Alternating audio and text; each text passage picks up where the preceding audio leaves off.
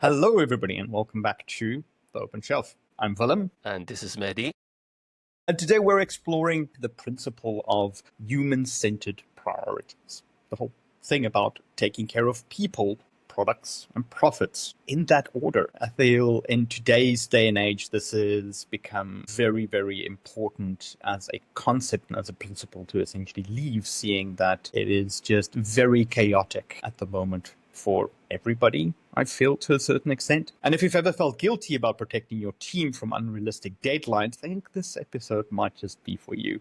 We're exploring the principle through 3 books today. We're going to talk about tonyhsieh in Delivering Happiness. We'll show you how this principle built actually like $1 billion companies. It's kind of profitable. We're going to talk about Johnkay's corporation in the 21st century, where he talks a little bit about why investing in your team isn't a cost. It's probably your most critical business investment that you're going to make. And we're also going to talk about Simon Sinek in Leaders Eat Last, where he gives very much some science-backed up data and motivation with regards to this people-first instinct. And by the end of it, I really hope that you've got some nice arguments that you can take to your organization and motivate why investing in your team is a good idea, why a more human-centered approach is very beneficial to probably everybody within the tech landscape. And for that, Mehdi, I mean, we mentioned tonyhsieh's Delivering Happiness. How did you find the book, and how does it fit into our principle for today? When it's come to human-centric principle and culture, Delivering Happiness is one of my most favorite books. When you go through this book, it's not like academic type of book that you need to pay attention and connect the dots. It's like novel and a story way of telling his adventure from the childhood up until the best achievement that he have within his career. It's an amazing book because it's based on his personal experience and all personal stories and the outcome of it.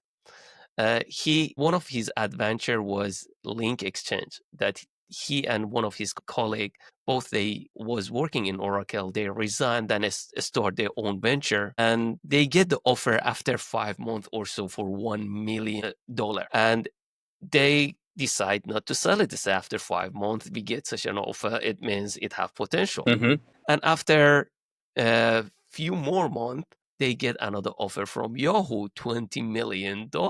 And they decide not to sell it either up until Microsoft give them offer for $265 million.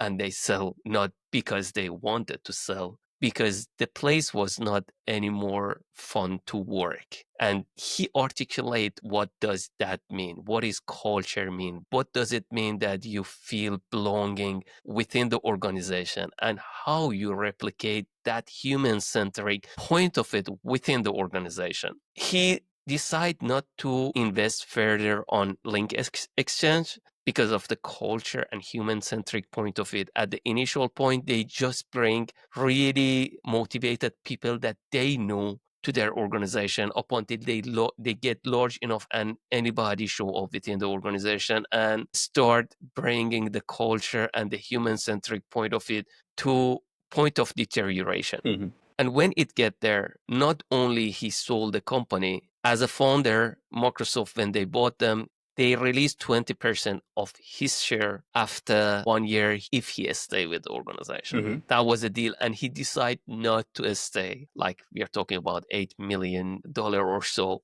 He decided not to stay because his way of, comprehending the whole situation is you need to be happy. I have enough money to do whatever. Why should I waste it to get more if I'm not getting any sense of accomplishment, happiness within the organization? Then he started a lot of adventure to see what he want to do in his life. And with that kind of money, up until he start working with Zappos, from an idea to $1 billion organization. I mean, that's insane to think about, happiness being a core value of an organization, not crippling it, but actually making it a little bit more profitable, right? Enabling, exactly. That is the whole point of this book, that profit is byproduct. If you really take care of your people, if you take care of your product, the profit is result of these kind of things. And it articulated like within Zappos, everybody from the customer service to software engineering, they need to go through four weeks of training for customer service because it's their core value. They say customer service is not a department, it's the whole organization. And everybody that they join the organization, they need to answer phone for 2 weeks, no matter what is your role. So you know exactly what is this company is built of, why you want to do this and how you want to do this. And the thing is that Tony was saying, they was not giving a script to the customer service. They say, you just use your best judgment to keep the client happy. And they come with the extreme example that, hey, they call the customer service and say, hey, we are in the hotel. They don't have delivery now and we want pizza. Can you help us with that? And the customer service say, give us your address. And they try to find the closest open places at that time, at that town. And they give them this and they bring that example into the book, that there are extreme example that is way above and beyond the responsibility that the customer service have. And they did it because they know their true North Star over there. Yeah, and I think that level of trust must be amazingly empowering for an employee to sort of say like, okay, cool, but I'm trusted to make the better judgment here, knowing that what the end goal is, I'm free to try and help as far as I can. That must be absolutely amazing. Exactly. And you know, when it's come to their interview and the way that they want to shortlist a candidate, one of their criteria to be a little bit weird. And they ask, okay, if you want to assess yourself between 0 to 10, how weird you are. And tell us more about it. And one of the things that they would like to advocate for, be yourself, no matter how weird you are. We want you for the things that you are, not for the things that you want to show that you are. And this is something also bring another sense of belongingness, that, hey, I am belong to this place by being myself. And this is huge factor if you ask me. Yeah, I would say I like the novel aspect with regards to how delivering happiness. I mean, it's written more, like you said, like a journey kind of thing. But not just that, in the end, giving this level of freedom to the people that work in your organization and making this a core value feels natural to a certain extent. And I think it plays in so well with the link to my book, the Corporation of the 21st Century, where it's not a novel. It's a little bit more dry. So it's written by johnkay, who is an economist from the UK. So if you've ever read anything, the closest I can come is something by Richard Dawkins. This is more or less the same style. Very, very academic. Although it's digestible, I would say, to the regular public, you can definitely feel the economist behind it. And I like that because he ends up quantifying people within the within any organization, especially within the tech landscape within the world, as a means of production, and how that means of production has not been properly looked after. Looking back from 2024 into the most recent past, and I think this has been a comment for me from many of the podcasts that we've done when we read books about startups and Google and IBM and Intel and whatnot, a lot of romanticized things within the early 2000s or late 2010s. This is a very recent book that looks back at this history and goes like, okay, cool, these companies were kind of awesome, but they are starting to do things a little bit differently that might hinder people as a means of production. And he has this statement that really resonated with me, where he essentially says, as a means of production, increasingly, people take the production plant in themselves home every evening and need to show up the next day. So how do you look after your plant in a way that actually helps you with some sort of economic advantage? He sort of talks about like every single dollar spent developing a team's expertise just has this multiplication effect into your business capability in the long term. And I feel that the content of the book with regards to how you approach things like training budgets and how you approach things from business value and purely from a economic perspectives gives you a lot of language to use when you need to stand in front of leadership and stand in front of the people that essentially approve the budget and motivate why investing in people is beneficial to the company. They're not just overhead. It's a capital investment that you're currently doing.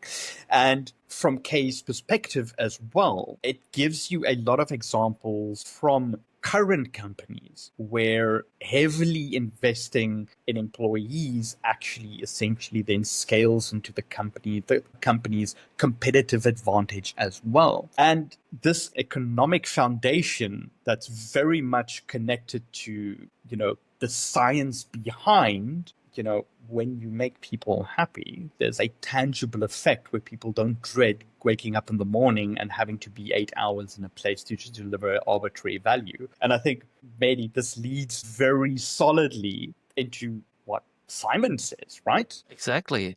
And but the connection that also this one have with delivering happiness, what Zappos was doing, they was mentioning is not really the people that is our first most important things, but the pipeline that we make out of it in order to make sure that we can make these things replicable and make it easy to happen, and how you bring passion to the people. The approach that they was taking was quite interesting, that especially when it's come to merchant, instead of going and find people in that category, they bring intern that they have passion in that area, and they invest on their training them, and they didn't mind for them to leave for better position. They was advocating, okay, if you think that you already get what you want in this organization, we advocate you to go for better position in different organization, but at the same time they have their pipeline ready that the next person come and they get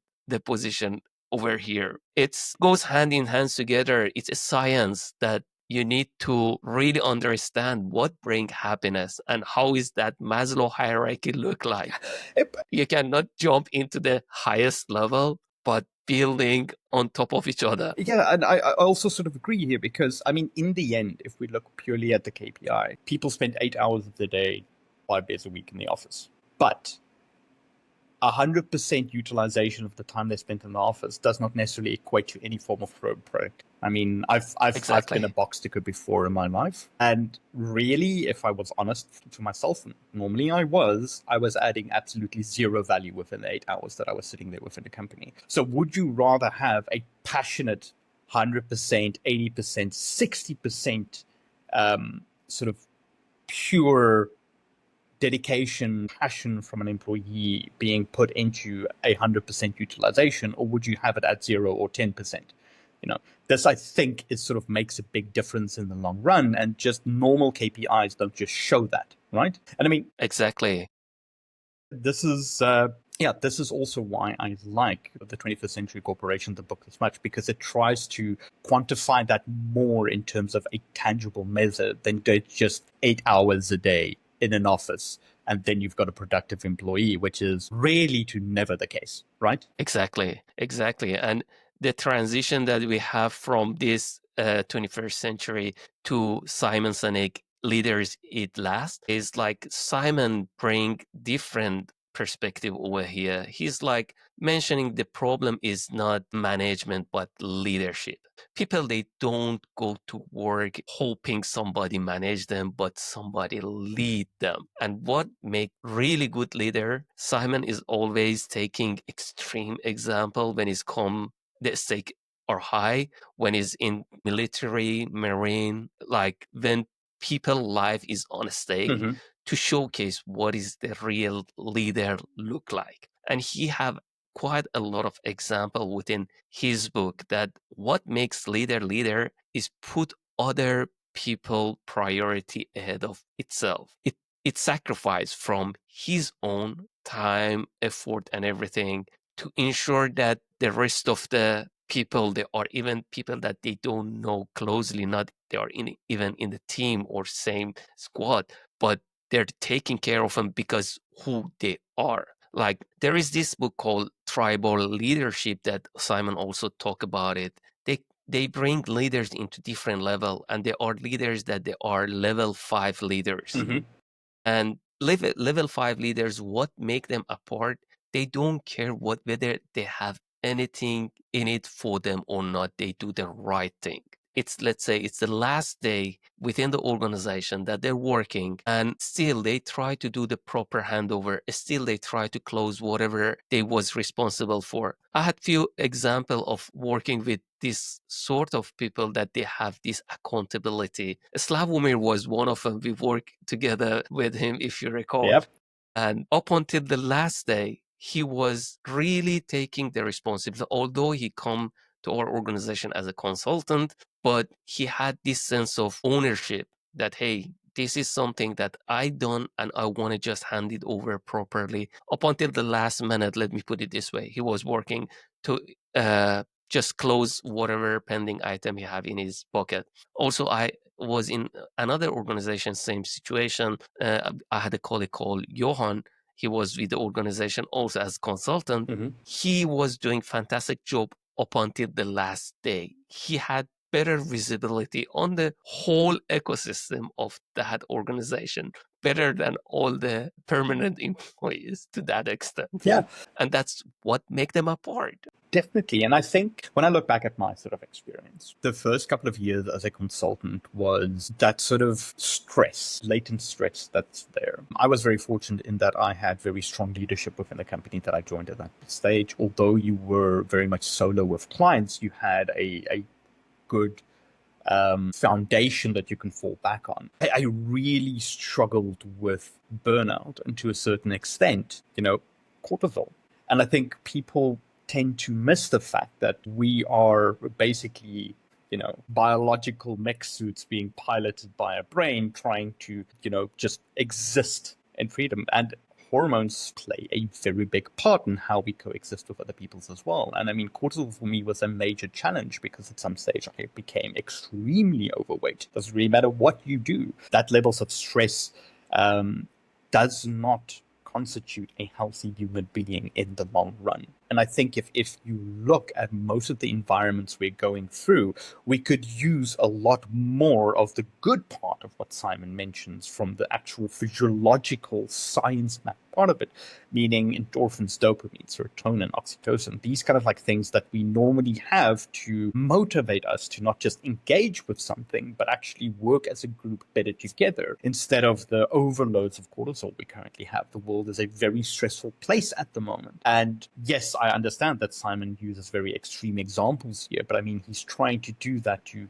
hammer down a specific point and make it very valuable for us. I believe that a lot of the lessons teach within this book can be small decisions we make as leaders on a day-to-day basis. Maybe not just even as leaders, but as teammates to sort of take up a persona and prioritize the sense of bonding, the things that actually physiologically makes a positive change to us as human beings that we might not think about, but that is very, very important for us. Exactly. And that's what makes Simon book apart from the book in this genre, that he bring our evolution into the picture. How does this chemical play a role? What is happening behind the scene? And what is the main purpose of all these chemical? And what is the risk of having too much or too less?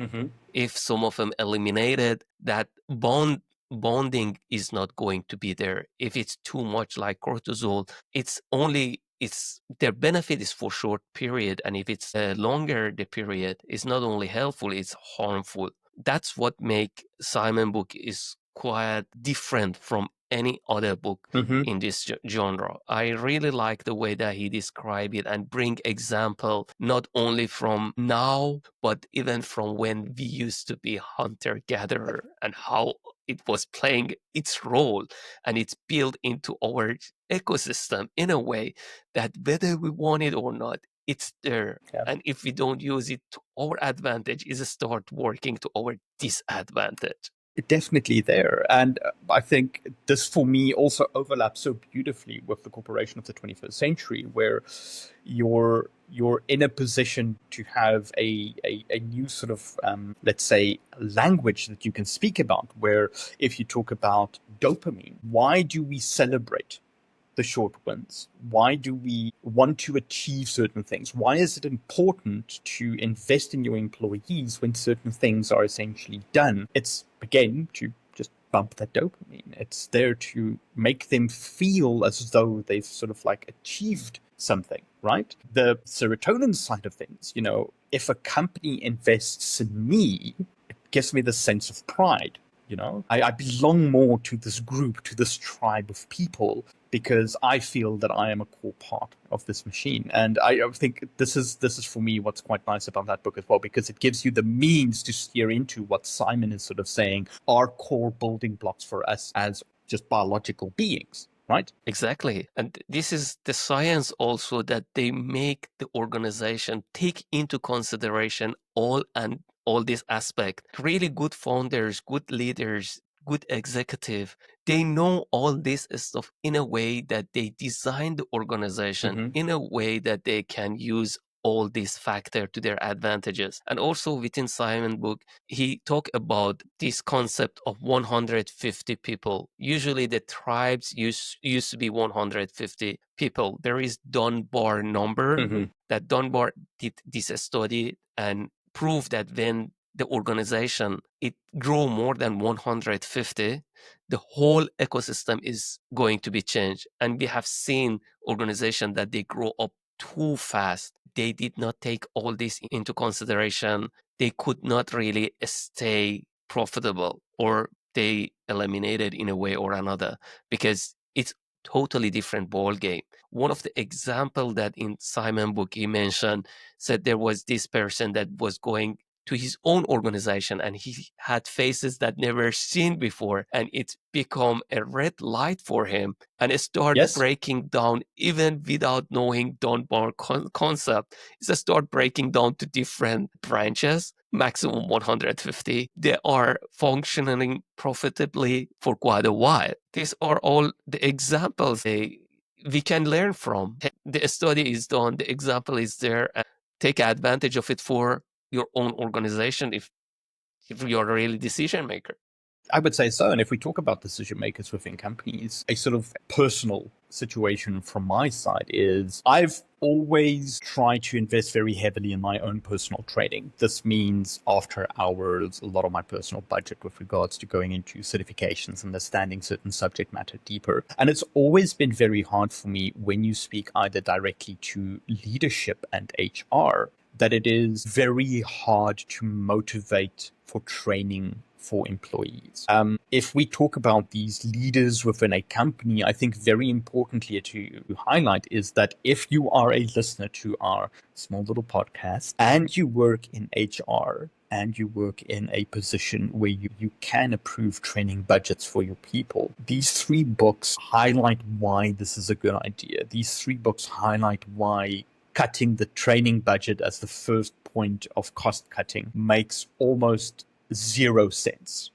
And I've always found it a struggle to talk to these specific personas within a company when they see training as an unnecessary expense. I think the most interesting thing, and that I can sort of quote that I can use to encapsulate the whole story, is the thing about like we need this team trained in a specific expertise, like you mentioned in delivering happiness, is they need to go through customer service to understand why the hell we're doing this business, regardless of what the hell they do.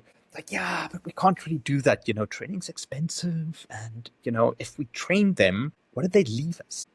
And the counter argument of being like, yeah, sure. What if you don't train them and they actually stay? What kind of damage does that do long term to your company? And as a consultant, I had the opportunity to see this play out in so many different ways and permutations. And always you can see where training is something of a investment blind spot for companies. You have the old school legacy apps. You've got a lot of resistance within the company. There's always these very subtle symptoms that you can see.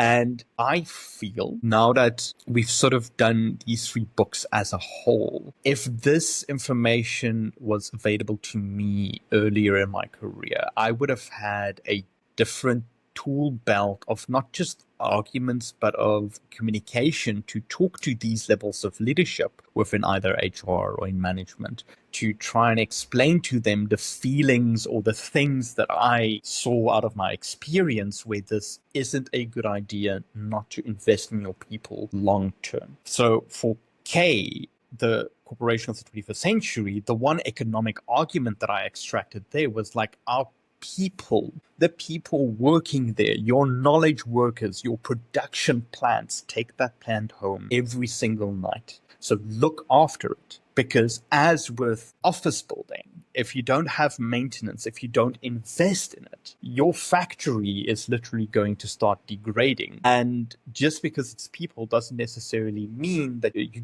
should not treat it with the same level of respect as other assets within your company, because it does give you that competitive advantage, like we saw, or like we read in She's book. And then if you take these 2 building blocks together, Sinek gives you this beautiful language that you can use to talk about the actual performance impact. Because once you have that goal of happiness and integration and tribalism, once you have the economics to sort of back that up within your company, Simon gives you the actual physiological changes that happen to do that performance impact. And I think I would have understood it better. These books really helped me to understand it better.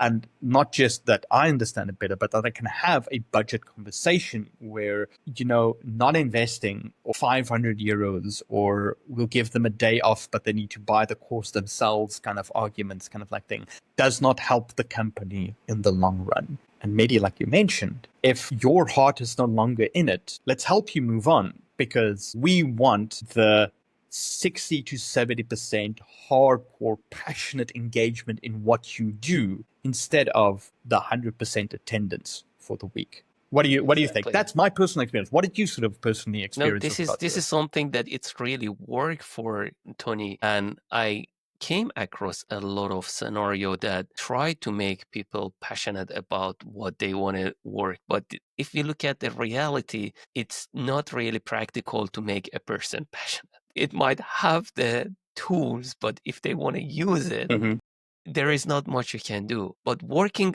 the other way around, bring passionate people into for that particular department and train them, you have way better chance. And when you train them, and since it's their passion, the chance of staying with the organization and thrive is much more. Looking at all these concepts that we go, still when we come to real world, there are stuff that I can see is difficult. Let's say Simon Sinek in his book, he was mentioning there was this organization that treating the factory workers differently from other parts of the organization. They needed to come up on time. They had their all equipment in the place that they could not even access themselves without it. And the person that come to change the organization, listen to their concern and make them more responsible for themselves. So they can choose when they want to take a break, so they can choose. And the level of accountability went up. Also, in another part of the book, gave example that in the air traffic control, in order to save life, they go and they bend the rule because it was not allowed to do so, but in order to save life, they did it. Now, when we come to real world and this example, sometimes when it's in the factory because of the safety, because of the standard, there are things that is not easy to really let people choose, not because you don't want to, but it's difficult, whether it's because of the standard safety or when it's come to the example like traffic control. How about if you bend the rule and the result is the other way around? Like for me, it's not black and white yet, and how organizations successfully implement this is also a challenge when it's come to real world. I completely agree with you. I mean, I come from the world of compliance, and compliance is a very sort of yes or no kind of field. with regards to some of the legislation that we have. What I feel is that, yes, Simon does sometimes not take into account the real complexity of it, but I feel transparency has a big role to play here. Being very transparent with people, telling them where you have the option to take that risk and where you do not is sometimes lacking for me, because as a company, you need to a certain extent to take risks. This is sometimes where a lot of your economic advantage lays. But there's areas where you must have zero risk. And there's areas where 70% chance of the project failing doesn't really matter to us. It can be absolutely amazing. And if it doesn't work, it doesn't work. These are different areas. And the transparency around making sure that the scope of operation for people around that helps figure out how to apply some of these things that Simon sort of mentioned more effectively, while taking into account the risk that's there, to sort of drive that economic advantage for us long term. Can you do it holistically across the whole company? No, I think it's not the best of ideas. It's romanticized and it's essentially written in a way to sell it. But there's core things that, if you responsibly apply it, I think makes a huge, huge difference to not just you, not just to me, not just to the people that make the decisions, but to everybody underneath them within an organization as well. Yeah, it's not black and white. It's a little bit of gray area. Like when people, they argue, okay, when there is a red traffic light and you don't see any car miles that's a good away, example. Of course, the correct way is to stop for the traffic light. But when they argue, okay, why? When I can see there is no cars coming from miles away, can I have that decision to make? And their traffic light is for a reason. And if they wanted to give permission to use their own judgment, there wouldn't be a traffic light in the first place.